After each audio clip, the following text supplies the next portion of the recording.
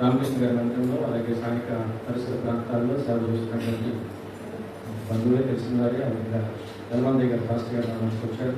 ముందుగా ఆయన్ని స్టేజ్ మీద ఆహ్వానించుకొని తర్వాత కార్యక్రమాలు కదా అందుకు చప్పట్లు వచ్చుండగా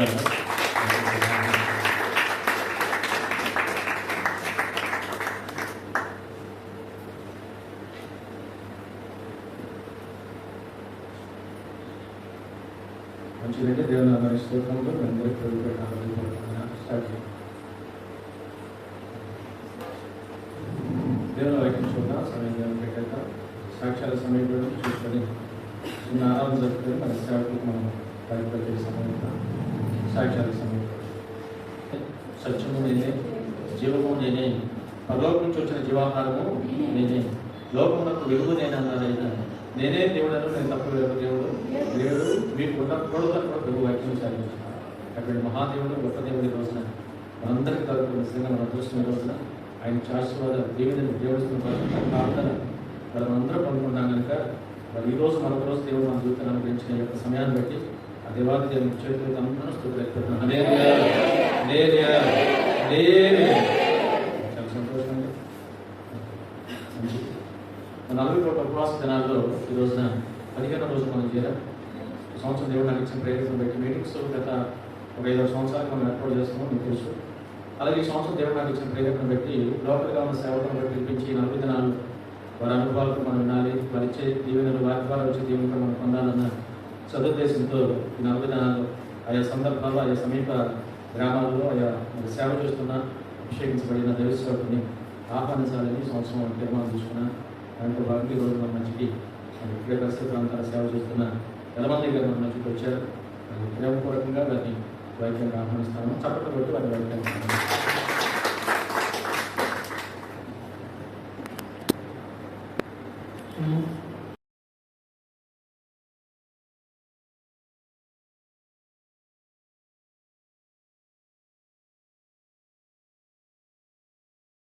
నా హృదయపూర్వకమైనటువంటి వందనాలు తెలుస్తూ ఉంటున్నాను.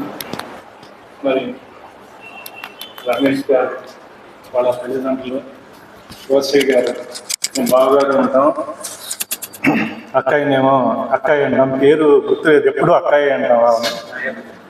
రాహేలమ్మ గారు వీళ్ళు 75 నుంచి మాకు పరిచయం. 1975 నుంచి కొత్తపేట వచ్చేవారు.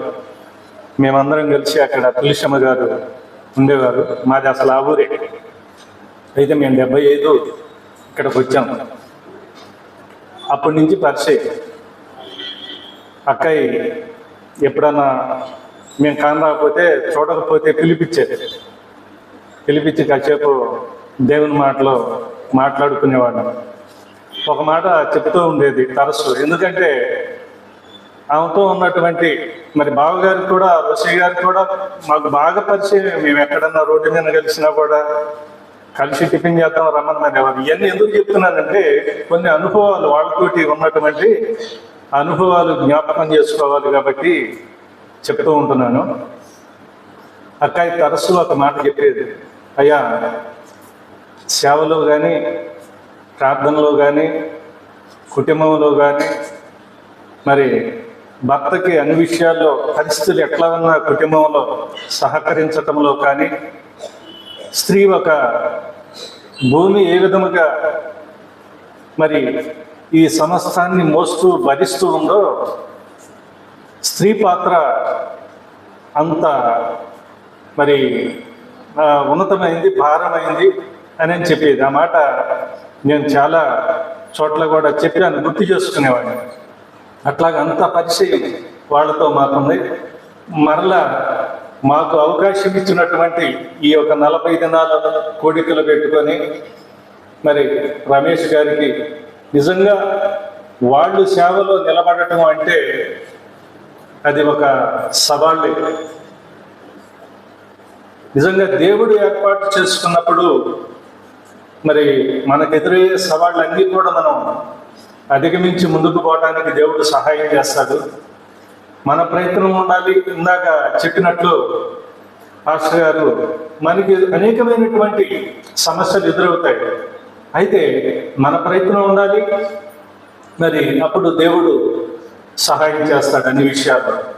అట్లాగా మరి ఉపవాస కూడిక ఈ సంవత్సరం 40 దినాలు మరి కూడికలు పెట్టుకొని మరి అందరినీ పిలిచి ఇట్లా వాక్య పరిస్థితి చేయటం కూడా ఇది ఒక అనుభవం. కొత్త దేవుడు ఎవరితోటి ఏమి మాట్లాడతాడో మనకు తెలియదు, మనం కాదు మాట్లాడేది, దేవుడే మాట్లాడేది. ఆది యందు వాక్యం ఉండెను, వాక్యము దేవుని యొద్ద ఉండెను, వాక్యమే దేవుడయ్య ఉండెను, ఆ వాక్యమే కృపా సత్య సంపన్నుడుగా మన మధ్యకు వచ్చి ఆయన నివసించాడు. వాక్యమే ఆయన దేవుని మాట. మనం కేవలం కూర్చున్నామంటే ఒక సాధనం, ఆయన దేవుడు వాడుకునేటువంటి ఒక సాధనం. అయితే మనిషి ఇచ్చే వలన కలిగింది కాదు, దేవుని యొక్క వాక్యం పరిశుద్ధాత్మ ప్రేరేపణ వలన మరి ప్రేరేపించి ఆయా వ్యక్తులతోటి దేవుడు రాయించాడు, మనతో మాట్లాడుతూ ఉన్నాడు ఈ దినాలు. నిజంగా అటు తలంపు మరి రమేష్ గారికి ఇచ్చినందుకు కొత్త అనుభవాలు. మనం తెలిసినా మనం ఎంత చెప్పినా రోజు మనం తలొక సేవకుల్ని పరిచయమైనటువంటి వాళ్ళు తెలుసుకొని మనం మాట్లాడితే వాళ్ళ అనుభవాలు మన అనుభవాలు వాళ్ళు కూడా పంచుకోవడానికి మరి అది ఆత్మీయంగా ఎంతో ఉపయోగపడుతుంది అని దేవుని యొక్క మరి ఇచ్చినటువంటి తలంపును బట్టి రమేష్ గారికి మరొకసారి వందనాలు చెల్లిస్తూ ఉంటున్నాను. అయితే నిజంగా మరలా మీ ఎదుట ఇక్కడ నుంచోటానికి దేవుడు నాకు ఇచ్చినటువంటి మరొక అవకాశం ఇచ్చాడు దేవుడు. నాకైతే కరోనా ఫస్ట్లోనే వచ్చింది నాకు కరోనా. మా పాస్టర్ గారు రామకృష్ణ గారు, ఆయన నాకంటే 6 నెలల ముందు అయిపోయాడు. అది వచ్చిన తర్వాత నేను ఏం చేశానంటే వాక్యంలోకి పోవాలి, ఇవన్నీ కాదు. అయితే దేవుడు నేను హాస్పిటల్ విజయవాడ అన్ని ఎంక్వైరీ చేసిన ఎక్కడా క్యాడీ లేవు, చేర్చుకోవాలి. ఇంటికాడ ఉండే వైద్యం చేసుకున్న దేవుడు స్వస్థపరిచాడు. నాకు మొరపెట్టుమో నేను ఉత్తరం ఇస్తానన్నాడు. ఇర్మియా గ్రంథం చెప్తాడు కదా, నాకు మొరపెడితే నీకు ఉత్తరం ఇస్తానన్నాడు. మరి దేవుడు స్వస్థపరిచాడు. అందుని బట్టి దేవునికి మరి వందనాలు చెల్లిస్తూ ఉంటున్నారు. అట్లాగనే ఉపవాసం, మన ఉపవాసము అంటే మనం మామూలుగానే లైట్గా ఏదో ఉపవాసం ఉంటాము అనుకుంటాం. దాని యొక్క పర్పస్, దాని యొక్క ఉద్దేశం ఏంటి అనేది రమేష్ గారు సహోదరులు నాతో చెప్పినప్పుడు నేను ప్రార్థన చేసి, ప్రభా ఏంటి ప్రభా, మనం ఏం మాట్లాడాలి, నువ్వేం మాట్లాడతావు, మనుషులు కాదు. కీర్తనాకారుడు అంటాడు కదా 115 ఫస్ట్ 1-2 వచనాల్లో, నాకు కాదు యెహోవా, నాకు కాదు, మాకు కాదు యెహోవా, నీ కృపా సత్యములను బట్టి నీ నామానికే మహిమ కలుగును గాక అంటాడు.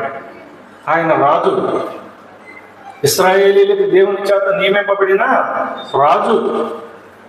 అయితే నేను ఈ ఇశ్రాయేలీయులకే రాజును కానీ అసలు రాజు ఆయన అందరికీ, రాజులకి రాజు, ప్రభువులకు ప్రభు అయినటువంటి వాడని ఆయన యొక్క ఆత్మీయ అనుభవంలో తెలుసుకొని ఆయన అంటాడు కదా 145 కీర్తనలో అంటాడు కదా, రాజు అయిన నా దేవా అంటాడు.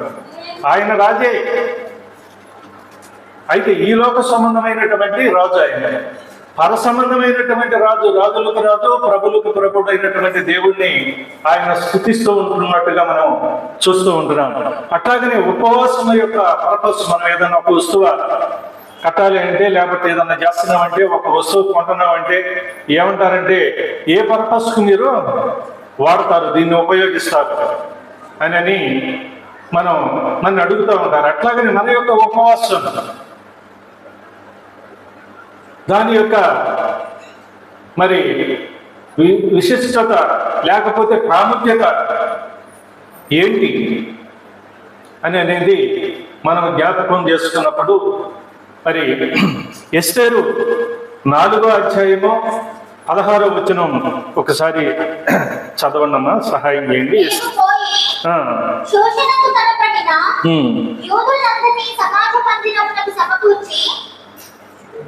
నా నిమిత్తం ఉపవాసముండి 3 దినములు అన్నపానములు చేయకుంటుడి. నేను నా పనికత్తెల్లో కూడా ఉపవాసముందుము. ప్రవేశించుట న్యాయ వ్యతిరేకముగా ఉన్నను. నేను రాజునకు ప్రవేశించుదును. నేను నశించెదను. అటువల్లే మొదటికై బయలుదేరి ఎస్తేరు నాకు ఆజ్ఞాపించిన అంతటి ప్రకారంగా జరిగించెను. దేవునికి స్తోత్రం. దేవుడు ఎస్తేరు ఆ యొక్క సంస్థానం అన్నింటిలో కూడా యూదులు ఉన్నారు. అయితే అక్కడ ఉంది మొర్దెకై, హామాను యోధ జాతిని అందరినీ కూడా వీళ్ళని నిర్మూలన చేయాలి. వీళ్ళు ఎందుకంటే ఆయన వస్తూ పోతూ ఉన్నప్పుడు మొర్దెకై ఏం చేశాడంటే హామానుకి లేచి గౌరవించలేదని ఒక కసి పెట్టుకొని, అయితే వాళ్ళ జాతిని అంతటినీ కూడా తెలుసుకొని వాళ్ళ జాతి ఎంతో విస్తరించి ఉన్నారు, వీళ్ళు మెడవంచినటువంటి వాళ్ళు, వీళ్ళనందరినీ కూడా రాజు దగ్గర ఒక చట్టం చేయించి ఒక జీవో తీసుకుని వచ్చి మరి ఆ యొక్క జీవోని మరి ఇంప్లిమెంట్ చేసి ఏం చేయాలనుకున్నారు, వాళ్ళందరినీ కూడా యోధా జాతిని ఆ యొక్క మరి అంతము చేయాలని ఒక తాకీదుని మరి పెట్టారు.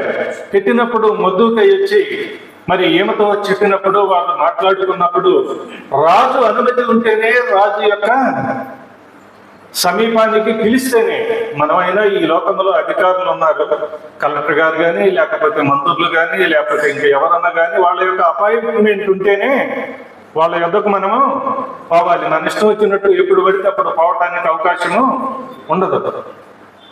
అయితే ఆమె భారము కలిగి ఆమె నిమిత్తము మొర్దెకై తోటి యూదులందరికీ మరి ఆ సమాచారం పంపించి, నేను ఉపవాసం ఉండి రాజు యొద్దకి పోకూడనటువంటి సమయంలో కూడా నేను వెళతాను, ఉపవాసం ఉండి ప్రార్థన చేయమని ప్రకటించమని మరి చెప్పి తాను రాజు సన్నిధికి వెళ్ళినప్పుడు ఆ ఉపవాసము ద్వారా దేవుడు కార్యము చేశాడు.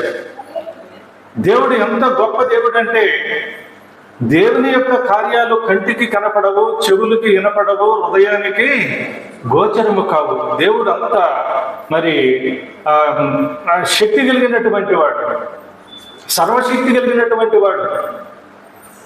దేవుడు ఆ యొక్క యోధ జాతి కోసం ఎస్తేరు చేసినటువంటి తన ప్రాణాన్ని నేను నశించదును కానీ నా యొక్క జాతి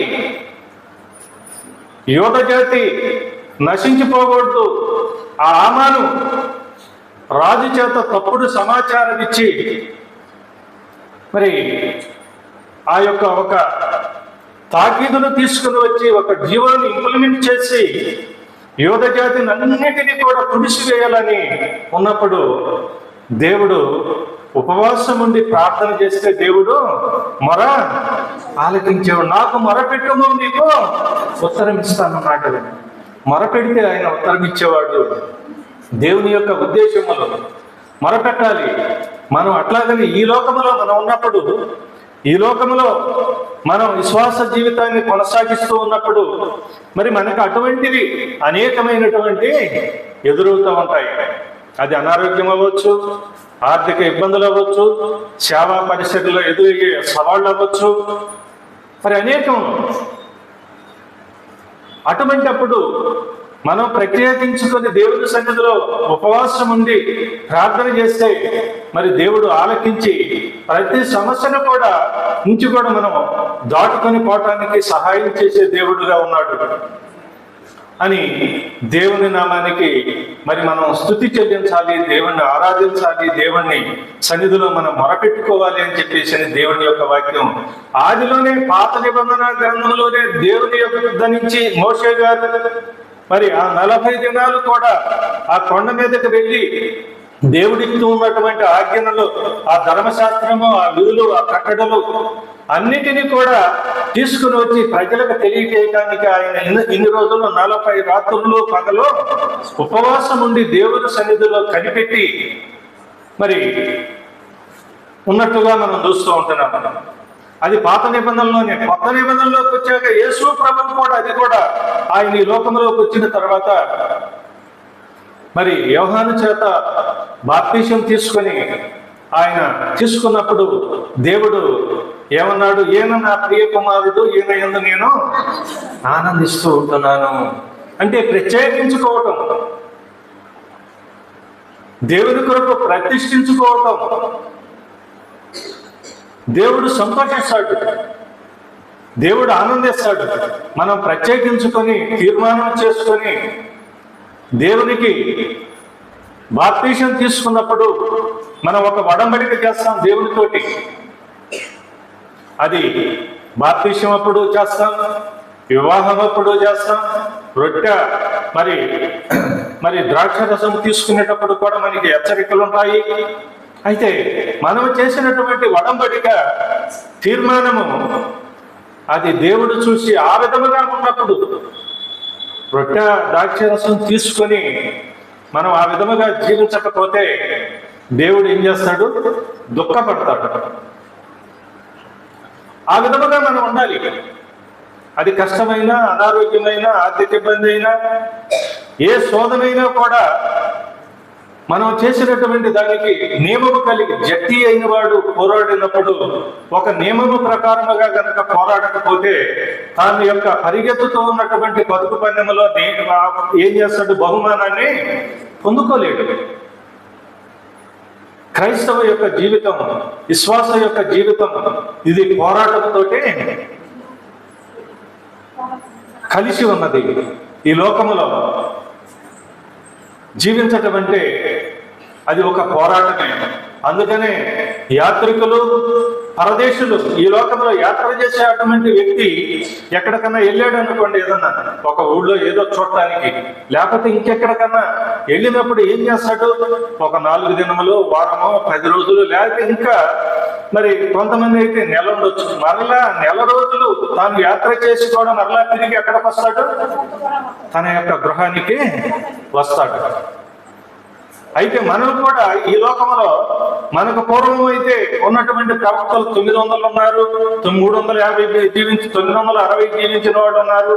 మోషే కాలానికి వచ్చేటప్పటికే ఏం చేసింది? అది తగ్గుతూ వచ్చింది. 70 సంవత్సరములు, లేకపోతే అధిక బలం ఉంటే 80 సంవత్సరములు. మన జీవిత పోరాటంలో మరి అనేకమైనటువంటి వాటిని ఎదుర్కొంటాం, మనకి ఎదురవుతూ ఉంటాయి. ఇవన్నీ ఎందుకు రాయించాడంటే దేవుడు హెచ్చరిస్తూ మన బలపరచడానికి, మనం బేరీజు చేసుకొని మరలా దేవునిలో నడవటానికి ప్రార్థన చేయటం, బైబిల్ చదువుకోవటం, ఉపవాసం ఉండటం, ఇవన్నీ కూడా దేవునితోటి అభినవ సంబంధం. బైబిల్ చదువుకోకుండా, ప్రార్థన చేయకోకుండా మనం ఉంటే మనం ఒక అడుగు కూడా ముందుకు వేయలేము. అది పోరాటమే చేస్తాం, కానీ మనలో నెమ్మది ఉండదు, మనలో సమాధానం ఉండదు అని దేవుని యొక్క వాక్యం. మరి ఎస్తేరు మొర్దెకై ఆ యొక్క అక్కడ రాజ్యంలో ఉన్నప్పుడు వారు ఎందుకు అంటే తప్పు చేసినప్పుడు ఒక బిడ్డను ఏ రీతిగా తల్లిదండ్రులు దండించి ఒక దెబ్బ కొట్టి మరలా ఏం చేస్తారు? వాళ్ళు ప్రేమిస్తారు, దగ్గరికి తీసుకుంటారు. దేవుడు కూడా అట్లాగనే ప్రేమించేవాడు. వారు వ్యతిరేకమైనటువంటి పాపం చేసినప్పుడు అనేక ఇశ్రాయేల్ జనాంగాన్ని కానీ, యోధా జనాంగాన్ని కానీ అనేక అన్య రాజులకి అప్పగించాడు దేవుడు. ఎందుకంటే మన పిల్లగాడు ఉన్నాడు, మనం టీచర్ అయినా మనం చదువు చెప్తే అతడికి ఎక్కువగా భయపడడు, ఎందుకంటే తండ్రి కదా. అదే కనుక ఒక స్కూలుకు వెళ్ళి టీచర్ దగ్గర నేర్చుకుంటే కొన్ని భయం ఉంటుంది. అట్లాగనే దేవుడు కూడా ఏం చేశాడంటే ఎన్నో వారు చెప్పాడు ఆయన ఇశ్రాయేలు జనాంగానికి, యోధా జనాంగానికి. మనం వాళ్ళనే సాగుపెట్టి చోంచాలి కానీ మన జీవితంలో కూడా ఆయన ఎన్నో మార్లు మాట్లాడుతూ ఉంటున్నాడు ఈ వాక్యంతో మనతోటి. మరి మనము ఇశ్రాయేలీలు ఎంత అనుభవించారో, ఇనప కొలిముల నుంచి దేవుడు మొరపెడితే వాళ్ళు చెరకపోయినటువంటి వాళ్ళు మళ్ళా దేవుడు ప్రేమ చూసి మోషే అహరోనును పంపించి ఇడిపించాడు, అనేకమైనటువంటి చేశాడు. ఎందుకు అక్కడ అన్ని చేశాడంటే ఆ దేశం మీదకి నీళ్లు రక్తంగా మారినవి. మరి ఆ యొక్క రాజు ఫరో రాజు వాళ్ళని బంధించకపోతే అనేకమైన ఒక లిస్టే ఉంది. ఈగలు వెళ్ళాయి, కప్పలు వెళ్ళాయి, మరి అనేకమైనటువంటి తెగుళ్ళు వెళ్ళాయి. ఎందుకు ఆయన ఒక్క మాటతో చెప్పి తీసుకురాలేడంటే వీళ్ళని బలపరిచి, వీళ్ళని ఆత్మీయంగా బలపరచడానికి అనేకమైనటువంటి కార్యాలు చేసి తీసుకుని వస్తూ ఉంటే వాళ్ళ ప్రయాణంలో కూడా దేవుడు అనేకమైన ఇస్తా ఉంటే సనుగుతూ గొడుగుతూ దేవుని మీద తిరుగుబాటు చేస్తూ మరి అనేకమైనటువంటి కార్యాలు చేశాడు. మనం కూడా ఇంత ఉంటున్నాం. మన ఆత్మీయ జీవితంలో, వ్యక్తిగత జీవితంలో దేవుడు మనకి ఎన్నో మేలు చేశాడు. మనం అనేకమైనటువంటి దేవుని వలన మనం అనుభవిస్తున్నాము. అయినప్పటికీ మనలో ఇప్పుడు ఏదో ఒక సమయంలో అసహనము కలుగుతూనే ఉంటుంది. ఏదో ఒక సందర్భంలో పౌలు గారే అన్నాడు, నేను చేద్దామనుకుంటున్నా కానీ చేయాల్సిన మంచి చేయలేక చేయవద్దు అనుకున్న వాటిని చేస్తూ ఉంటున్నాను. ఇది మరి ఆత్మీయంగా కాదు, కానీ ఇది శరీర సంబంధముగా నాలో పుడుతూ ఉంటున్నాయి. మనమేమి అతిథులమేమీ కాదు. అయితే ఈ హెచ్చరికల వలన మనం రివ్యూ అవ్వటానికి, లేకపోతే బేరీజు చేసుకోవటానికి, మనం సరి చేసుకొని దేవుడి సన్నిధిలో మనం ముందుకు సాగటానికి ఈ యొక్క వాక్యము ద్వారా దేవుడు మనతో మాట్లాడుతూ ఉంటున్నాడు. ఆనాడు ఎస్తేరు యూదులందరూ కూడా వాళ్ళకి సమాచారం పంపించి మరి ఉపవాసాన్ని ప్రకటించి రాజు యొక్క అనుమతి లేకపోయినా కూడా ఆమె రాజు సన్నిధిలోకి పోవటం, దేవుడు ఆ రాజుకి ఏం చేశాడు? జైలు పుట్టించాడు. అధికారుల్ని రాజుల యొక్క హృదయాన్ని సామెతల్లో ఉన్న నీటి కాలువలుగా చేసి దేవుని యొక్క శక్త వృత్తి చొప్పున మరుచుకుంటాడు. దేవుడు నీటి కాలువల్ని చేసి వారి హృదయాన్ని నీటి కాలువలుగా చేసి తన శక్త వృత్తి అంటే తన శక్తానుసారముగా వారికి మెత్తన హృదయము, రాతి గుండెను తీసివేసి మాంసపు గుండెని ఇస్తానన్నాడు దేవుడు. ఆ విధముగా అటువంటి హృదయాన్ని ఇచ్చి అటువంటి ప్రేమను కలుగజేసి మరి ఆ యోధా జనాంగాన్ని మొత్తాన్ని కూడా తన యొక్క ఉపవాసము ద్వారా మరి దేవునికి మొరపెట్టడం ద్వారా తన జాతినే రక్షించుకుంది. మనము కూడా ఉపవాసం ఉండి మన కుటుంబాల్లో రక్షణ లేనటువంటి వాటి కోసం, లేకపోతే మన ఇరుగు పొరుగు వారి కోసం, లేకపోతే అనేకులు ఆత్మల భారము కలిగి దేవుడు ఏమన్నాడు? ఈ లోకానికి వచ్చినప్పుడు ఇద్దరిద్దరు శిష్యులను పిలిచి సర్వలోకానికి వెళ్ళి మీరు సువార్తను ప్రకటించి నాకు శిష్యులునిగా చేయమన్నాడు. దేవుని యొక్క ఆశయం అది. మనం ఆ ప్రకారంగా మరి చేయగలుగుతూ ఉంటున్నామా? మన్ని బట్టి దేవుడు మనకు అప్పగించినటువంటి దానిని మనం రాయబారులు మాట్లాడు పౌలు గారు. ఒక దేశానికి ఇండియాకి, అమెరికాకి, లేకపోతే ఇండియాకి, ఇంకా మరి అనేక దేశాలకి రాయబారులు ఉంటారు. ఎందుకంటే వాళ్ళు రాయబారులు ఈ యొక్క దేశం గురించి, వారి యొక్క దేశం అభినాభావ సంబంధము కలిగి, వారితోటి స్నేహం కలిగి, వారివి మనము వారి ఇచ్చిపుచ్చుకోవటానికి, అట్లాగా దేవుని ఆయన స్వరక్తమిచ్చి నిన్ను నన్ను కొన్నాడు దేవుడు. తన స్వరక్తం, మీరు మీ సొత్తు కాదు, మీరు సొత్తు విలువ పెట్టి కొనబడి. మన విలువ ఏ విలువ? బంగారము, ఎండో, డబ్బు, లేకపోతే పొలం ఇచ్చో కొనలేదు. అది అమూల్యమైనటువంటిది, నిర్దోషమైనటువంటిది, నిష్కలంకమైనటువంటి గొర్రె పిల్ల రక్తము చేత మనము విమోచింపబడ్డాము. ఆయన మనని కొన్నాడు. ఈ స్థలం కొన్నామంటే అది మందవుతుంది, ఈ బిల్డింగ్ కట్టుకున్నామంటే మంది అవుతుంది, ఒక కారు కొనుక్కున్నామంటే మంది అవుతుంది. మన వస్తువు మనం యూజ్ చేసుకుంటాం. మరి తన స్వరక్తం ఇచ్చి నిన్నో నన్ను కొన్నాడు. ఆయన సొత్తు మన మీద మనకి అధికారము లేదు అసలు చెప్పాలంటే. దేవునికే ఉంది అధికారం. మన వస్తువు మీద మనకే కదా అధికారం ఉంటుంది. ఆ విధముగానే ఇది గ్రహించాలి మనం. ఇది సత్యం. ఇది గ్రహించాలి అని దేవుడు తన వాక్యం చేత ఎన్నో మార్లు ఆయన హెచ్చరిస్తూ మనతో మాట్లాడుతూ మనని గురుకొలుపుతూ ఉంటున్నాడు. అట్లాగా మనం కొంచెం ముందుకు పోతా ఉన్నాం. మన తర్వాత మార్కు సువార్తలో 9వ అధ్యాయంలో 28, 29 వచనాలు. మార్కు సువార్త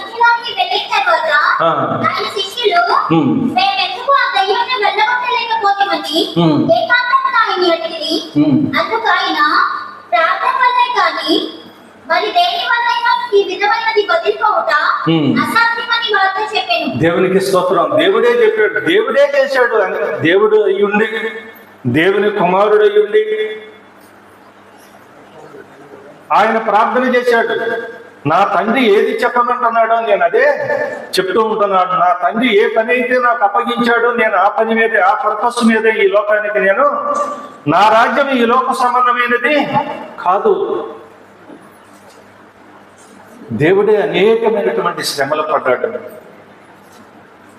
అయితే మనకెదురయ్యే సవాళ్ళు, అనారోగ్యం, మరి సాతాను చేత కొన్ని సమయాల్లో శోధనలు, ఇరుకులు, ఇబ్బందులు అనేకమైనటువంటివి వస్తూ ఉంటాయి. దేవుడే చెప్పాడు, ఆయన పడబోయే ముందు ఆ పేతురుతో అన్నాడు కదా, పేతురు మిమ్మల్ని సాతాను గోధుమల వలె జల్లెట వేసి జల్లించాలని చూస్తూ ఉంటుంది, మీ నమ్మిక తప్పిపోకుండాన్నట్లుగా తండ్రిని నేను వేడుకుంటున్నాను అన్నాడు. ప్రార్థన, ఉపవాసం వలన మరి వాటిని చేయిస్తాం. అక్కడ ఒక మూగ దెయ్యము పట్టినటువంటి ఒక వ్యక్తిని తీసుకొని అనేక మార్లు మరి ఆ సేవకుల దగ్గరికి, ఆ పరిసర ప్రాంతాల్లో ఉన్న వాళ్ళ దగ్గరికి తీసుకొని పోయి ఉండవచ్చు. అయితే తన శిష్యులు ఏమని చెప్తూ ఉంటున్నారంటే, ఈ దెయ్యమును మేము ఎందుకు ఎలగొట్టలేకపోయామంటే ప్రభు ఏం చెప్పాడు, ప్రార్థన వలనే సాధ్యము, కానీ ఇది దేని వలన?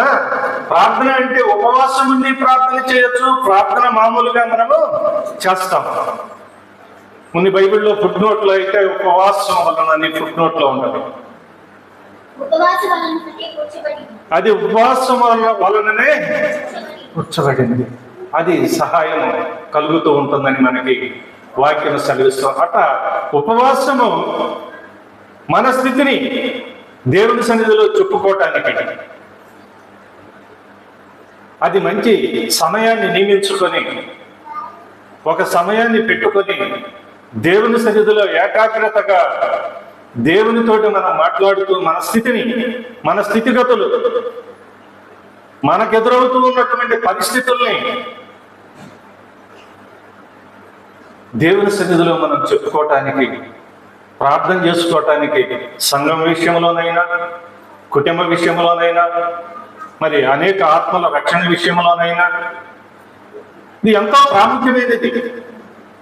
వాటి వలన గొప్ప కార్యములు మనం చూసాం. ఎస్తేరు ఉపవాస ప్రార్థన వలన తన జాతిని రక్షించుకున్నది.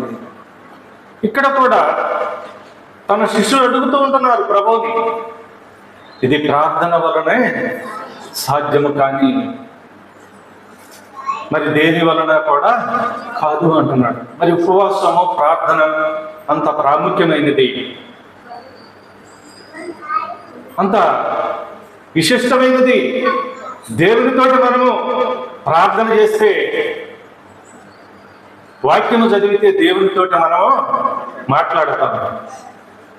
ప్రార్థన చేస్తా ఉంటే దేవుడు మనతోటి మాట్లాడతాడు. తన ఆత్మీయ ద్వారా మనకి సమాధానం ఇస్తాడు. ప్రార్థన, వాక్యం చదువుకోవటం, ప్రార్థన చేసుకోవటం దేవునికి మనకి విడరాని తీయనటువంటి ఒక అవినాభావ సంబంధం కలిగి ఉంటాం. సంఘముతోటి, దేవుని బిడ్డలతోటి కలిగి ఉండటం అని దేవుని యొక్క వాక్యం మనకు తెలియజేస్తూ ఉంటుంది. అట్లాగనే ద్వితీయోపదేశ కాండం దినవృత్తాంతములు, క్షమించండి, 2వ దినవృత్తాంతములు 20వ అధ్యాయంలో 21వ వచనం నుంచి 34 వచనాల వరకు ఇవన్నీ చదవటం మనం కాదు, కానీ ఇది మీరు చూసుకుంటే అర్థమవుతుంది. అయితే యెహోషాపాతు మరి అన్ని రాజులు, అనేకమైనటువంటి రాజులు మరి యెహోషాపాతు మీదకి దండెత్తి యుద్ధానికి వచ్చారు. యుద్ధానికి వస్తే దేవుని సన్నిధిలో అతడు ప్రార్థన చేస్తూ దేవుడికి మొరపెట్టాడు. దేవునికి మొరపెట్టినప్పుడు ఆయన దగ్గర ఉన్న సైన్యం ద్వారా జయించలేకపోయాడు. అది కాదు, మరి తన యొక్క మరి సేవకుడై ఉన్నాడు, లేకపోతే ప్రవక్త అయి ఉన్నాడు, దేవుని చేత నియమింపబడి ఉన్నాడు. అది మన వలన కాదు, కానీ దేవుని సన్నిధిలో మనం మొరపెట్టినప్పుడు, దేవుని సన్నిధిలో మనం ప్రార్థన చేసినప్పుడు, మన స్థితిని, మన పరిస్థితులని దేవుని సన్నిధిలో మనం అప్పగించుకున్నప్పుడు దేవుడు జోక్యం చేసుకుంటాడు. అప్పుడు దాకా దేవుని మీద మనం సరెండర్ అవ్వకపోతే దేవుడు జోక్యం చేసుకోడు. మనం ఏదో, అందుకని ప్రభు అన్నాడు కదా, ప్రభువా ప్రభువా అని అంటారు, కానీ మరి ప్రభువా ప్రభు అని వాడు పరలోక రాజ్యంలో ప్రవేశించడు, కానీ నా తండ్రి చిత్త ప్రకారం చేయువాడే ప్రవేశిస్తాడు. అట్లాగా మన సొంత సగమేమో మన యొక్క ఊహాజనితమైనటువంటి ఆలోచనలతో చేస్తూ ఏదో నేను దేవుని సన్నిధికి వెళుతున్నాను, పాటలు పాడతాను, ఇక్కడ ఉండి నేను కూడా వాక్యం చెప్తూ ఉంటున్నాను అని మనం పూర్తిగా దేవుని మీద సరెండర్ అయి దేవునికి మన పరిస్థితులను అప్పచెప్పుకోకపోతే దేవుడు చూస్తూ ఉంటాడు. తనకి అప్పచెప్తే మన పరిస్థితిని అప్పుడు దేవుడు కలగజేసుకొని తన కార్యాన్ని చేస్తాడు. భయపడిపోయాడు, వణుకులో ఉడుతూ ఉంది. మరి అనేక రాజులు వస్తూ ఉంటున్నారు. దేవుని సన్నిధిలో ప్రార్థన చేశాడు, మొరపెట్టాడు, ఉపవాసం ఉన్నాడు. దేవుడు గొప్ప కార్యాన్ని వాళ్ళని గద్దించాడు. ఏమీ లేదు, ఆయన ఏమి అవసరంలా కత్తులు ఈటలు తీసుకుని ఆ రాజుల మీదకు పాల దేవుడు ఒక మాట, ఆయన ఏ రీతిగా అయినా సరే ఆయన గద్దించగలడు. ఆయన మాట సెలవిస్తే చాలు, ఈ సృష్టి కలుగును గాక కలుగును గాక కలుగును గాక అని చెప్పేసానంటే అదంతా కూడా కలిగింది. వాటికి భాష లేదు, మాటలు లేవు, దాని యొక్క మాట లేదు, భాషలు లేవు. దాని కలును భూమి అంతటా కూడా వ్యాపిస్తూ మేమున్నాము. దేవునికి సైన్యము, యెహోవా సైన్యములకు అధిపతి. ఎవరు ఆ సైన్యం?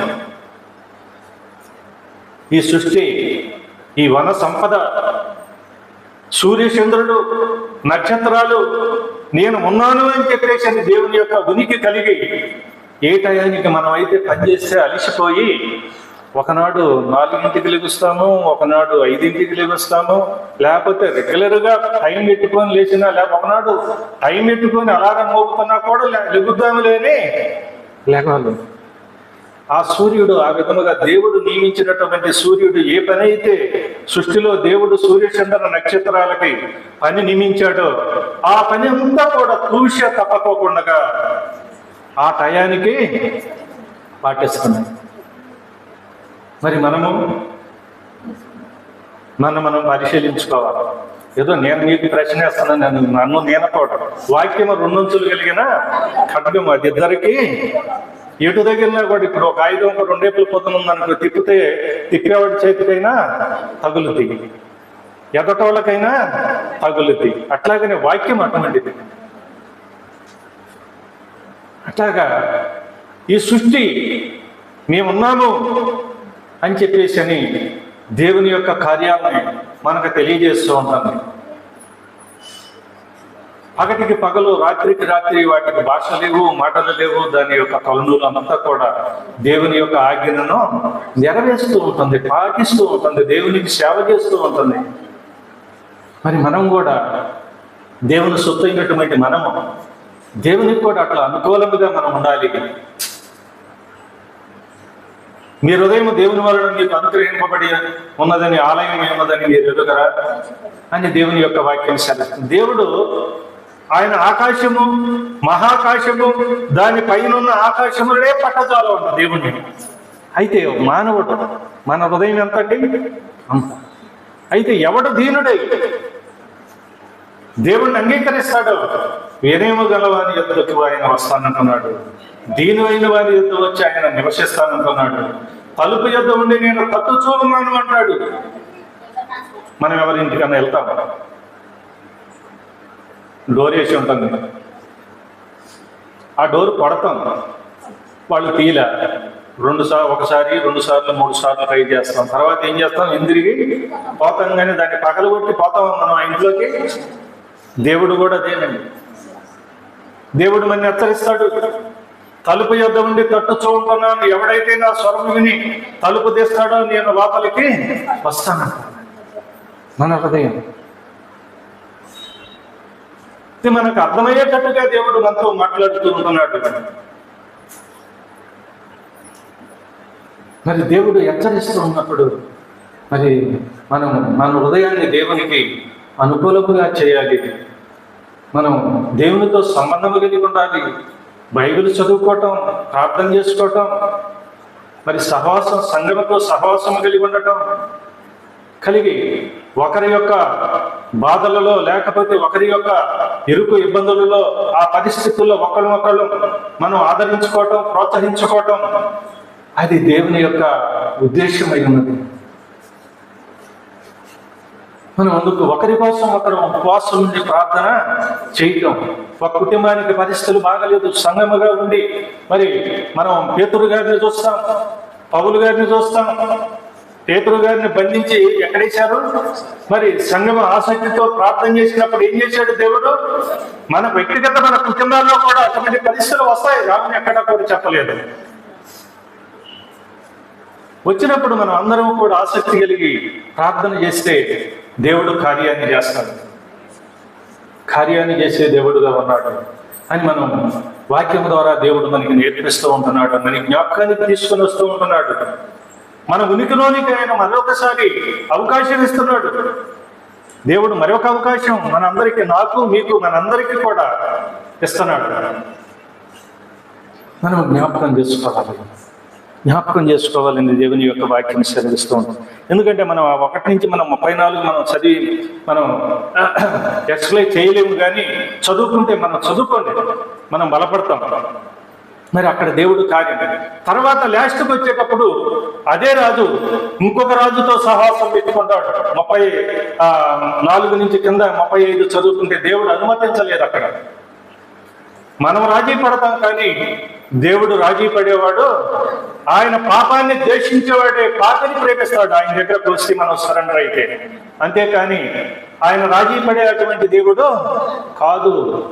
మనము దేవుడు దహించే అగ్ని. చిన్నపిల్లగాడు తెలియదు, మాటలు రావు, అది పట్టుకుంటే కాలుతుందో కాలదు అని చెప్పేసి పట్టుకోకుండా ఉంటే నిప్పు చిన్నపిల్లగాడులే తెలియదులే అని ఊపుకుంటుందండి, కాలిద్ది. నీకు తెలిసినా తెలియకపోయినా పెద్దవాళ్ళు తెలుసని పట్టుకున్నా కాలిద్ది. అందుకని దేవుడు దహించే అగ్ని. దేవుని యొక్క వాక్యం కూడా అదే. దేవుడు హెచ్చరిస్తూ ఉంటున్నాడు అని. ఆ విధముగానే కొంచెం మనం ముందుకి పోదాం. యోనా 3:5 నుంచి 10 వచనాల్లో మనం చూసుకుంటే, వాళ్ళు నినివే పట్టణం ఎంతో దేవుని దృష్టిలో పాపం చేసింది. దేవుని దృష్టిలో ఎంతో ఘోరమైనటువంటి పాపం చేసినటువంటి నినివే పట్టణం దేవుడు వర్తమానము మరి యోనా ద్వారా మనం ఫస్ట్ నుంచి చదవాల్సిన అవసరం లేదు, కానీ అది ఆయన తిరస్కరించడం. మనం ఉపవాసముల గురించి మనం మాట్లాడుకుంటున్నాం కాబట్టి మన యొక్క ప్రాముఖ్యత, ఉపవాసం వలన దేవుడు ఏ కార్యం చేస్తాడు? దేవుడు తగ్గించుకుంటే, తను తాను తగ్గించుకొని దేవునికి మన స్థితిని అప్పగించుకొని దేవుని సన్నిధిలో మనం మొరపెడితే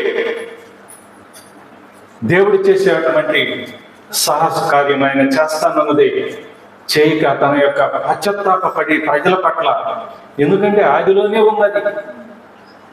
దేవుడు తన పోలికలో తన స్వరూపంలో నరుని చేసి మరి వానిలో దేవుని యొక్క జీవవాయువు, అంటే దేవుని యొక్క జీవవాయువు ఆ నరుల్లో ఉంది కాబట్టి వాడు తప్పు చేసినా దండించాడు, కొట్టాడు, ఆ తోటలో నుంచి వెళ్ళగొట్టాడు.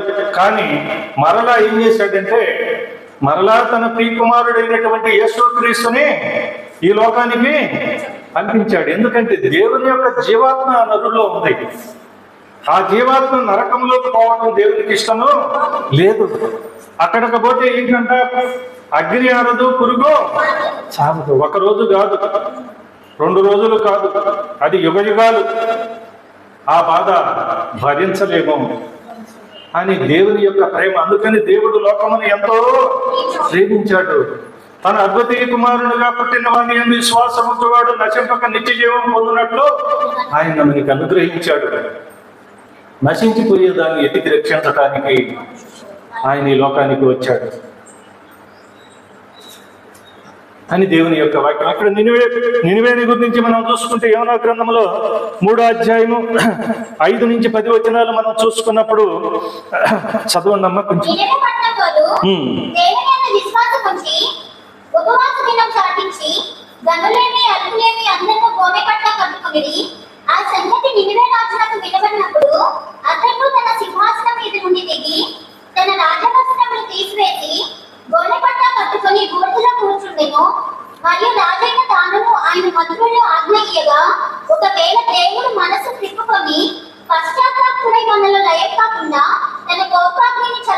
ఉండును గనుక మనుషులు ఏదియో పుచ్చుకొనకూడదు, పశువులు కానీ ఎద్దులు కానీ గొర్రెలు కానీ మేత వేయకూడదు, నీళ్లు తాగకూడదు. మనుషులందరూ తమ దుర్మార్గములను విడిచి తాము చేయు బలాత్కారమును మానివేయవలెను. మనుషులేమి పశువులేమి సమస్తమును గోనెపట్ట కట్టుకొనవలెను. జనులు మనఃపూర్వకముగా దేవుని వేడుకొనవలెను అని దూతలు నినివే పట్టణంలో చాటించి ప్రకటన చేసిరి. దేవునికి స్తోత్రం. చాలేమ్మ టైం. దేవునికి స్తోత్రం. ఇక్కడ ఉపవాసము ద్వారా, ఉపవాసము ఎటువంటి కార్యం చేసింది అంటే రాజు కూడా, ఆ పట్టణం వారు కూడా వారి యొక్క దుర్మార్గతను మరి దేవుని సన్నిధిలో ఒప్పుకొని 1,00,000 పైన ఉన్నటువంటి జనాంగం దేవునికి ఒకవేళ మరలా హెచ్చరిస్తున్నాడు. మరలా అవకాశం. ఇప్పుడు ఏదైనా విపత్తు వస్తుందనుకోండి, తుఫాను వస్తుందో లేకపోతే ఇంకా ఏదొస్తుందో.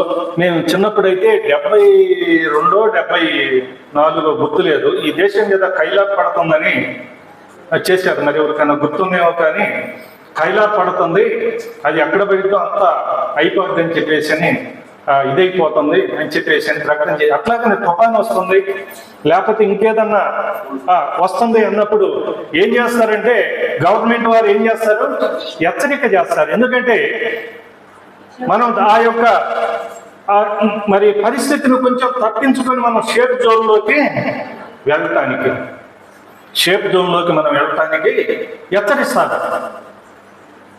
దేవుడు కూడా నినివే పట్టణాన్ని దుర్మార్గంగా దేవుని ప్రజల్ని అది ఎంతో ఏం చేసిందంటే హింసించింది. దేవుని యొక్క ప్రజల్ని, ప్రవక్తలను వాళ్ళని చంపంట దేవుని ప్రజలను అట్లా ఊకలేదంట. వాళ్ళ యొక్క ఆ శిరస్సులు కట్ చేసి అవన్నీ పేర్చి ప్లాటుగా పెట్టి మళ్ళా వాటినంట తిరంగులు పెట్టి పేల్చేసేదంట. అంత దుర్మార్గమైనటువంటి పట్టణం అది. అందుకని దేవుడు మరలా వాళ్ళకి దుర్మార్గుడు కూడా నశించడం నాకు ఇష్టం లేదంటాడు. 33 ఎక్కడంటే 33 ఏజికేల్లో 11 వచనం చూస్తే దుర్మార్గుడు తన దుర్మార్గతలో నశించిపోవటం నాకు ఇష్టం లేదు, కానీ వాడి దుర్మార్గతను విడిచి నా వైపు చూస్తే నేను సంతోషిస్తాను, వాడిని ఎంత మాత్రం నా యుద్ధకు వచ్చేవాడిని తోసివేయనన్నాడు దేవుడు. 33:11 ఏజికేల్లో అంటాడు.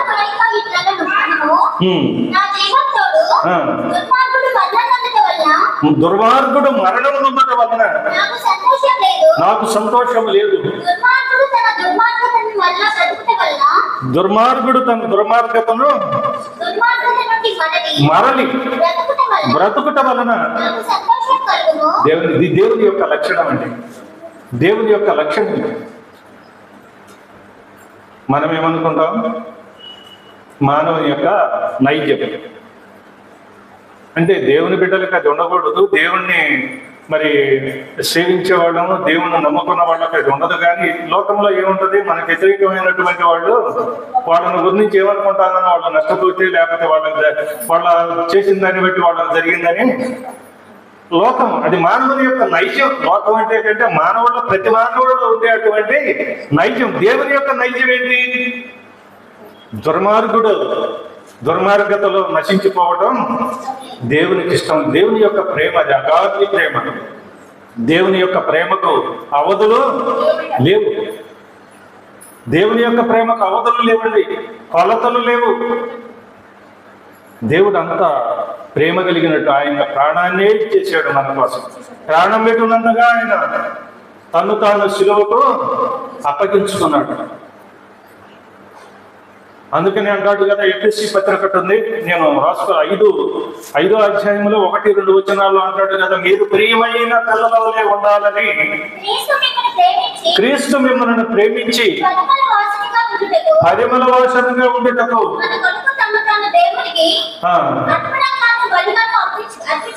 దేవుని యొక్క ప్రేమ ఇదండి. మన కోసం, నీ కోసం, నా కోసం, ఆయన యొద్దకు వచ్చేవారి అందరి కోసం, సర్వలోకం పాప నివారణ కోసం ఆయన ఎవరినన్నా పిలవకోకుండా ఉన్నాడా? అందరినీ పిలిచాడు. బూదిగంత నివాసులారా నా యొద్దకు రమ్మన్నాడు. యెషయా గ్రంథం 45:22 అంటాడు, నేనే దేవుడును, నేను తప్ప మరొక దేవుడు రక్షించేవాడిని నేనే. ఒక రక్షణ కావాలి. ఆపదలో ఉన్నటువంటి వ్యక్తికి రక్షణ కావాలి. ఇప్పుడు ఏదన్నా ఇంట్లో ఉంటాం, ఏదన్నా జరగడానికి జరుగుతూ ఉంటది, ఏదన్నా మరి అగ్ని యాక్సిడెంట్ లేకపోతే ఇంకా ఏదో మరి వాళ్ళని లోపల నుంచి తీసేవాళ్ళకి ప్రొటెక్షన్, రక్షణ తీసేవాళ్ళు కావాలి. అట్లాగనే మన కూడా రక్షించడానికంటే పాపంలోంచి, శాపంలోంచి, నరకాన్ని నుంచి రక్షించడానికి ఆయన ఏమంటున్నాడంటే, నా యొద్దకు రండి, నేనే దేవుడును, నేను తప్ప మరి ఒక దేవుడు రక్షించువాడని నేనే. ప్రతి మోకాలు నా సన్నిధిలో వంగాలి, ప్రతి నాలుక నన్ను ఒప్పుకొని స్థుతించాలి అంటున్నాడు. ఆయన అందరినీ ఆహ్వానించాడు. ఆయనలో ఏ పక్షపాతము లేదు. మనమైతే మన ఆలోచనలు అయితే పురుషగా ఉంటాయి. మానవుని యొక్క ఆలోచన, దేవుని యొక్క ఆలోచన, భూమి ఆకాశం ఎంత ఉన్నతముగా ఉందో దేవుని యొక్క మన పట్ల, మానవుల పట్ల దేవునికి అటువంటి ఆలోచన కలిగి ఉన్నాడు. దేవుడు అటువంటి ప్రేమ కలిగి ఉన్నాడు. మనం దేవుడు అన్నాడు, నా కుమారుడా నీ హృదయము నాకిమ్ము, నీ హృదయము నాకిమ్ము. ఇదే అనుభవ సమయం, ఇదే రక్షణ దినం. యెహోవా సమీపముగా ఉండగానే వేడుకొనిడి ఆయనని.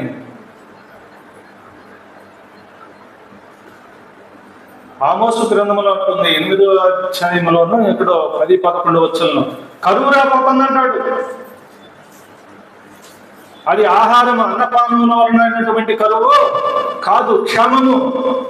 అంటే వాక్యము వలన. ఈ వాక్యం ఏమ్మా అమ్మా సరే, నేను రాసుకోలేదు కానీ నాకు తలంపు వచ్చింది, చెప్పాను. ఏమ్మా చదువు.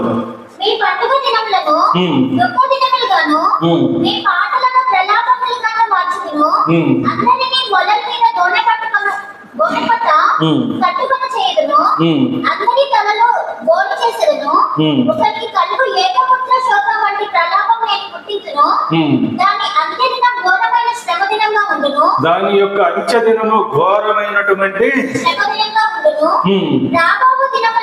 రాబోవు దినములందు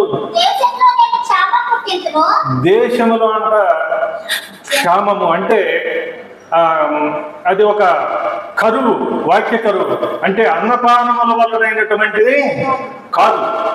దేవుని యొక్క వాక్యము కోసం అంట ఎక్కడి నుంచి ఇంకొక చోటకి, ఇంకొక నది నుంచి లేకపోతే అక్కడి నుంచి ఇక్కడికి వాళ్ళు ఎదుగుతారు, కానీ అది దొరకదు.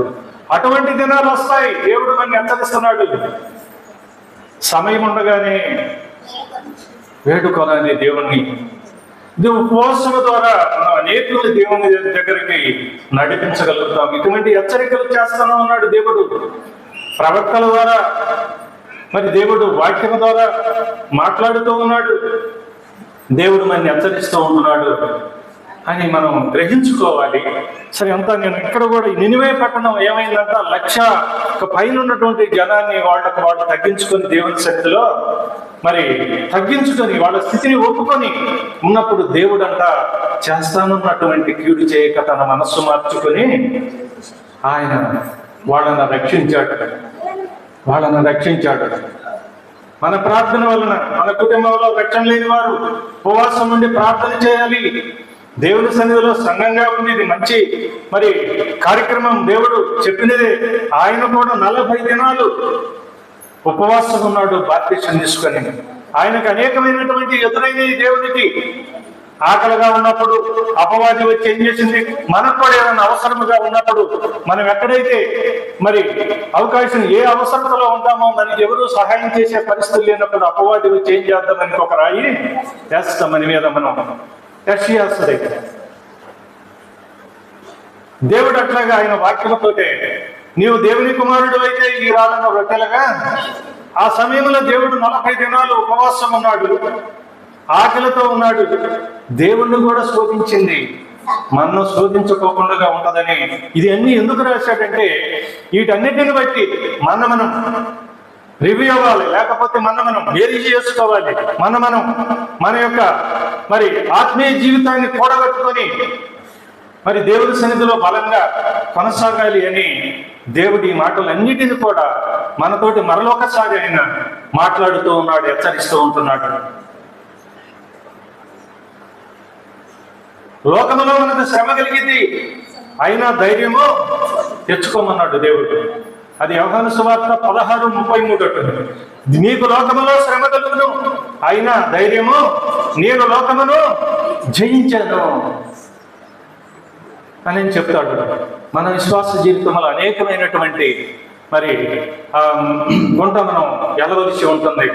అయితే దేవుడు మీద మనం ఆధారపడ్డప్పుడు, దేవునితో మనం ఉన్నప్పుడు దేవుడు మనకు సహాయం చేస్తాడు, దేవుడు మనతో మాట్లాడతాడు, మనని బలపరుస్తాడు.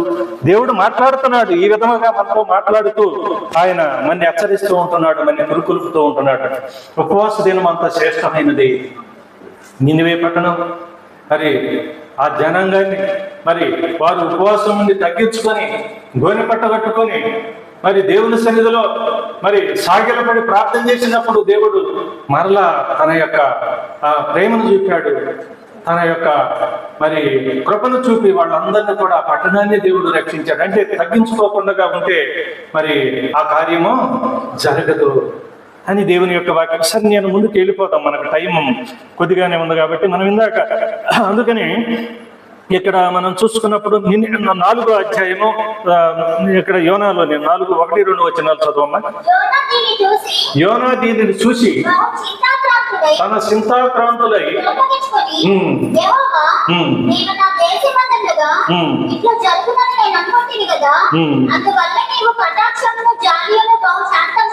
అత్యంత కృపయుగల దేవుడివై ఉండి పశ్చాత్తాపడి నేను చేత మానవు అని నేను తెలుసుకొని. యోనా గారికి ముందే తెలిసిందంట. ఎందుకంటే ఆయన ఎక్కడ నినివే పట్టణానికి పోయి సువార్త ప్రకటించాయా అంటే తార్సు పట్టణానికి నాకు ముందే తెలుసు. ఏమంటున్నాడు ఆయన, నువ్వు అత్యంత కృప కనికరము జాలి కలవాడవని నాకు తెలుసు. నేను పోయి కనుక సువార్త ప్రకటిస్తే వాళ్ళు మాకు శత్రువులు నువ్వు క్షమించి క్షేమంగా వస్తావని నాకు ముందే తెలిసి నేను అందుకనే నినివేకి పోకుండా తార్సుకు పారిపోతుంది. అయితే దేవుడు ఎట్లా పని చేయించుకోవాలో దేవునికి తెలుసు. తన పని తాను ఎట్లా చేయించుకోవాలో దేవునికి. మనం కూడా అట్లాగనే మనం ఏదైనా దేవుని పనిలో తప్పించుకోవాలంటే ఇక్కడ మనకి జ్ఞాపకానికి ఇది జ్ఞాపకం చేసుకోవాలి. మనం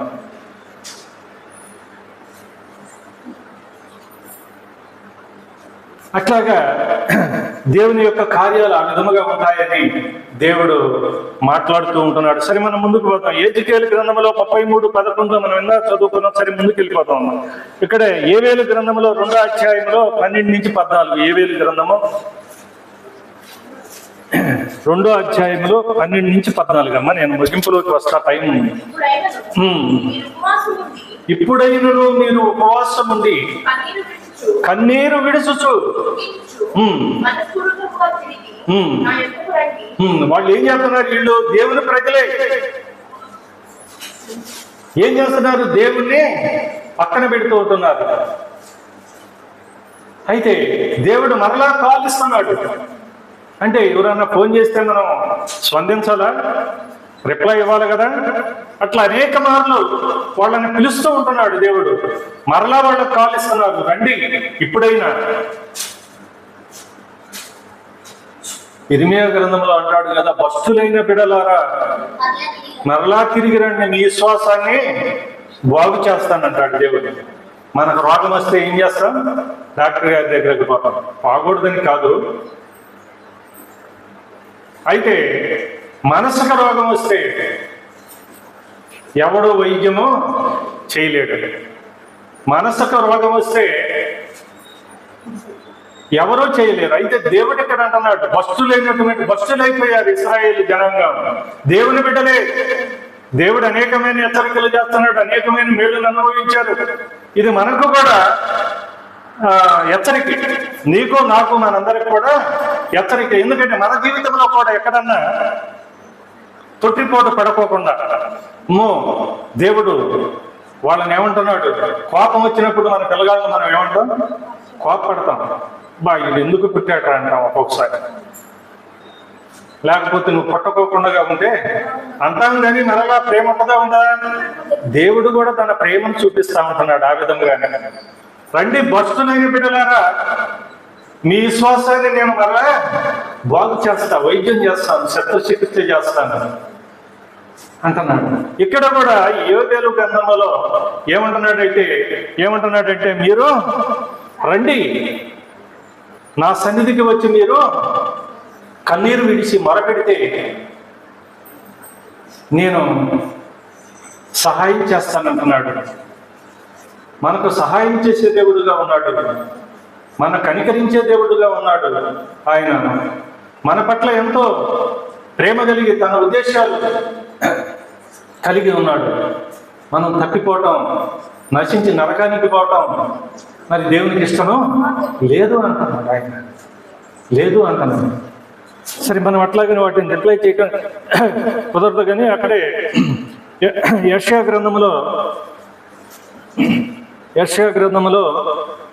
ఒకసారి చూసుకుంటే 3వ అధ్యాయంలో 15 నుంచి 16 వచనాలు చూడమ్మా. యెషయా గ్రంథం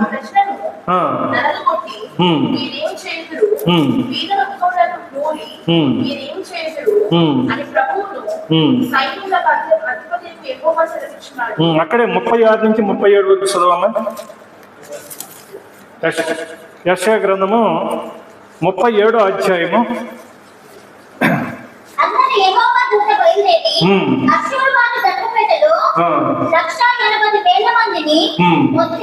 ఇక్కడ హిజ్కియా రాజుగా ఉన్నాడు. మనం ఫస్ట్ నుంచి చూస్తే అష్షూరు రాజు దేవుని యొక్క ప్రజల మీదకి దండెత్తి వస్తూ ఉంటున్నాడు. అయితే తాకీదులు పంపించాడు. ఏమంటున్నాడు అష్షూరు రాజు?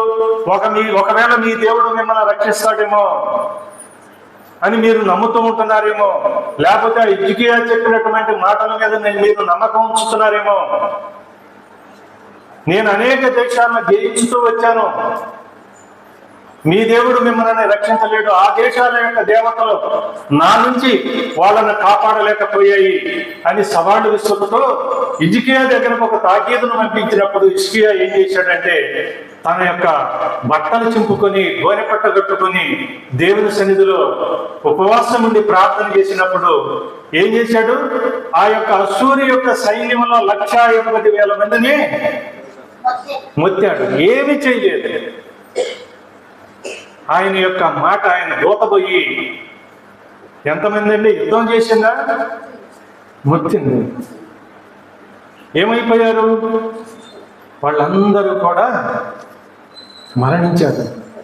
అది ఎట్లాగా సాధ్యమైంది? ఉపవాసం వలన, దేవుని సన్నిధిలో ప్రార్థన చేయటం వలన, మొరపెట్టడం వలన, దేవునికి మన పరిస్థితులను చెప్పుకోవటం వలన దేవుడు గొప్ప కార్యం చేశాడని దేవుని యొక్క వాక్యం సెలవిస్తూ ఉంటుంది. అట్లాగని మనం ముందుకెళ్ళిపోదాము. ఇర్మియా గ్రంథం 18వ అధ్యాయంలో 8వ వచనం. 18:8.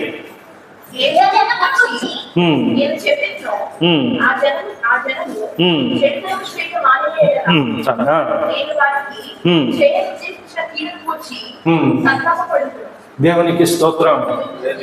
మనము మరలితే సంతాప మనం ఒప్పుకుంటే మనం ఆ యొక్క దేవునికి అయిష్టమైనటువంటి కార్యాన్ని నుంచి మరలుకుంటే దేవుడు ఏం చేస్తాడు? మరలా మన మీద తన యొక్క ప్రేమను చూపిస్తానంటున్నాడు. ఇర్మియా కన్నీళ్ల ప్రవక్త. ఆయన సేవా జీవితంలో అంతా కూడా ఆయన అంటాడు ఒక చోట 20లోనే 9-10 వచ్చిన, నేను పుట్టకోకుండా ఉంటే బాగుండు, నేనే దేవుని వాక్యం గురించి చెప్తూ ఉంటే ఎక్కడ కూడా ఆయన మాట ఎత్తితేనంట అంత వ్యతిరేకమే. 20వ అధ్యాయమమ్మా. ఆయన పేరు నేను ఎత్తను, ఆయన నామమును బట్టి నేను ప్రకటింపను అని నేను అనుకుంటున్నా.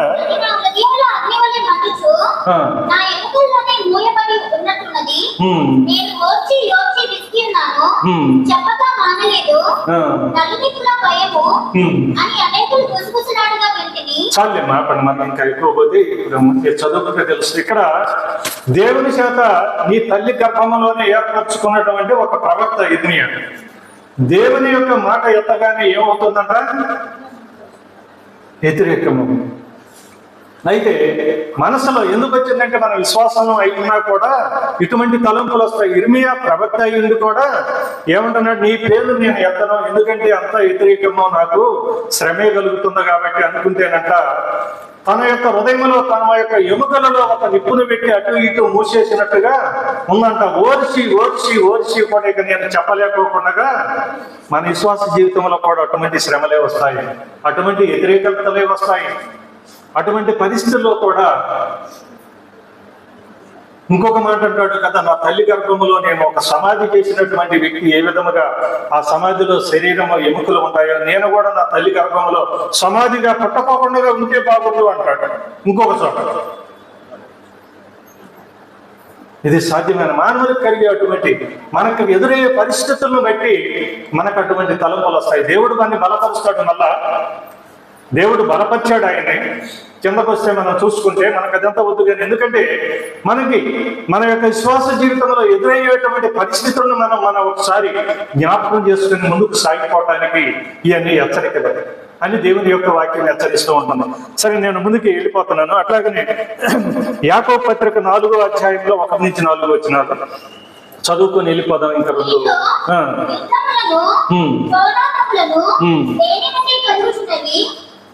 2 చదువమ్మ 4.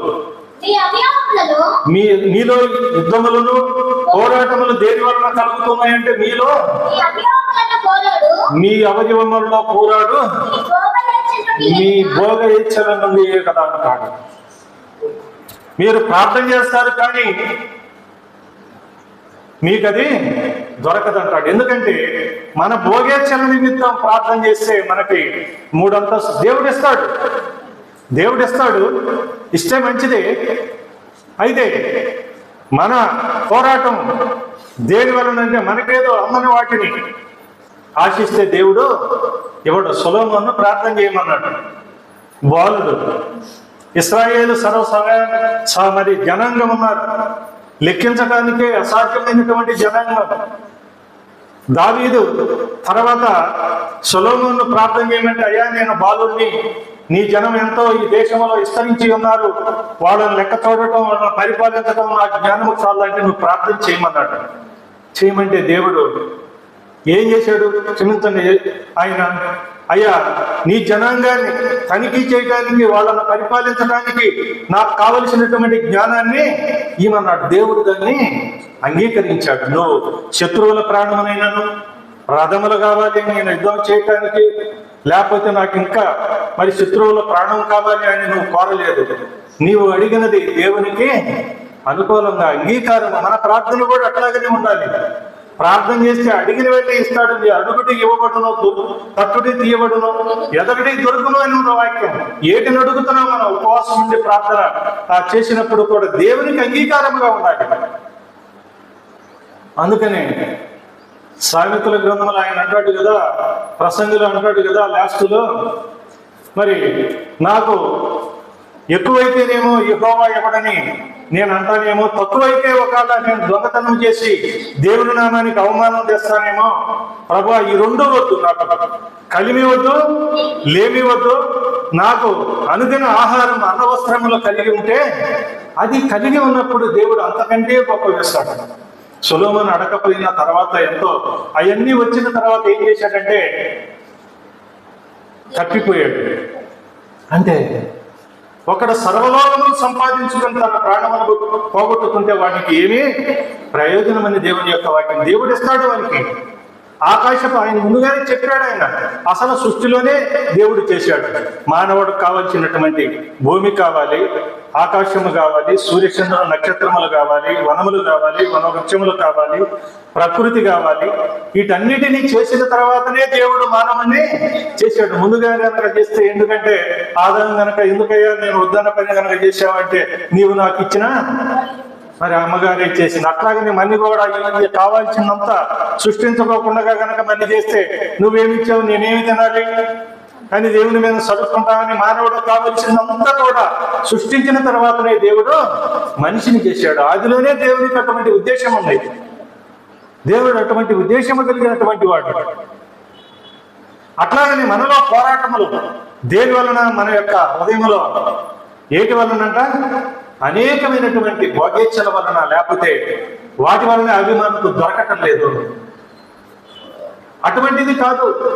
మనం ఆత్మ సంబంధమైనటువంటి ఆలోచనలు కలిగి దేవునికి ఇష్టమైన వాటిని అడిగితే ఆయన ఇస్తాడు. తన ఇష్టానుసారమైనటువంటి వాటిని అడిగితే, మీ పిల్లలు, మీరు చెడ్డవారయ్యండి, మీ పిల్లలకు మంచి ఈవులు ఇవ్వాలని మీరు కోరుతున్నారు కదా. మంచి కాలేజీలో చదవాలి, మంచి వస్త్రాలు ఇవ్వాలి, వాళ్ళ భవిష్యత్తు బాగుండాలి అని చెప్పేసి మీరు, మనం ఎటువంటి వాడు? మంచివాళ్ళం కాదు. రోమాపత్రికలో అంటాడు, భూమి మీద దేవుణ్ణి ఎదుగువారు కలరేమోనని చూస్తే ఒక్కడు కూడా, అందరూ తోవ తప్పి పనికి మారిన, అటువంటి పనికి మాలినటువంటి మనము మనందరి కోసం మరి దేవుడు అటువంటి ఉద్దేశము కలిగి ఉన్నాడు. మనం మంచి ఈవులను మన పిల్లలకి ఇవ్వచొస్తాం. పరలోకమందున మీ తండ్రి అంతకంటే మంచి ఈవులను మీకు ఇస్తాడు అంటున్నాడు దేవుడు. మరి నమ్మాలా వద్దా? అందుకని నమ్మాలి అని దేవుని యొక్క వాక్యం సెలవిస్తాం.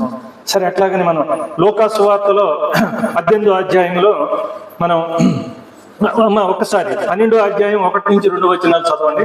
రోమాపత్రిక.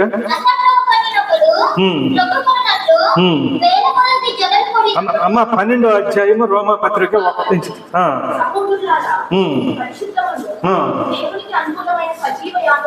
పరిశుద్ధమును దేవునికి అనుకూలమైనటువంటి సజీవ యాగముగా మీ శరీరములను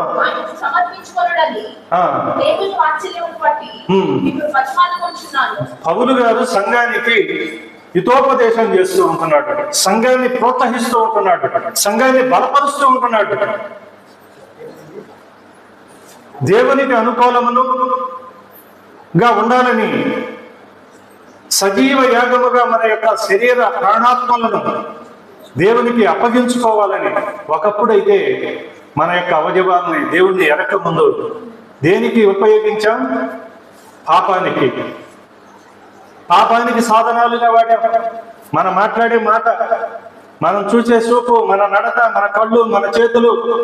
అందుకని మన కాళ్ళు మన చేతులు చేసిన దానికోసం ఆయన శిలువలో కాళ్ళు చేతులలో మేకులు కొట్టించుకున్నాడు. మన యొక్క తలంపులు ముళ్ళ కిరీటము మన ఆలోచనలో ఉదయంలో ఆయన బళ్ళెప్ప పోటు కొట్టించుకున్నాడు. ఇవన్నీ ఆయనే చేశాడు. అందుకని అంటున్నాడు ఇక్కడ పౌలు గారు సంఘాన్ని బ్రతిమలాడుతూ ఉంటున్నాడు, సంఘానికి చెప్తూ ఉంటున్నాడు. ఆయన రోమా సంఘానికి ఆయన చెప్తూ ఉంటున్నాడు. ఇది హెచ్చరిక. దేవునికి స్తోత్రం. లూకా సువార్త 18వ అధ్యాయంలో 9 నుంచి 14 వచనాలు నేను ముగిస్తూ ఉంటున్నాను.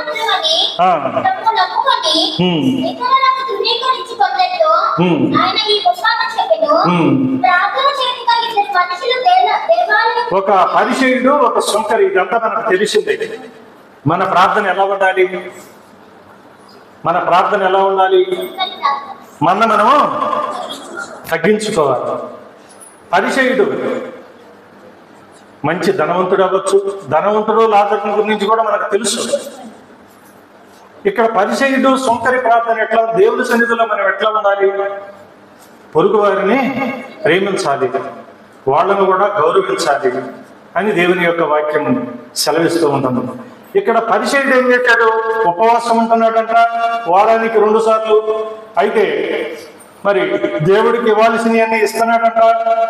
ఇది బాగానే ఉంది. అయితే ఈ సుంకరి వలనే ఉన్నందుకు అంటున్నాడు. సుంకరి అయితే ఏమంటున్నాడు? దేవుని వైపు చూసి ప్రార్థన చేయడానికి, చేతులు ఎత్తడానికి కూడా యోగ్యత లేదు ప్రభువా, నేను పాపిని అన్నాడు. దేవుడు అంగీకరించాడు. మన ప్రార్థనలు అలా ఉండాలి. మన ఉపవాసంలో దేవుని సన్నిధిలో మన స్థితిని మనము అప్పగించుకున్నప్పుడు దేవుడు కార్యం చేస్తాడు. దేవుడి మాటలు మన అందరి వీటిల్లో దీవించి ఆశీర్వదించి ఫలింపజేయను గాక. దేవునికి స్తోత్రం. మీ అందరికీ వందనాలు. తర్వాత సేవకులు తర్వాత కార్యక్రమాన్ని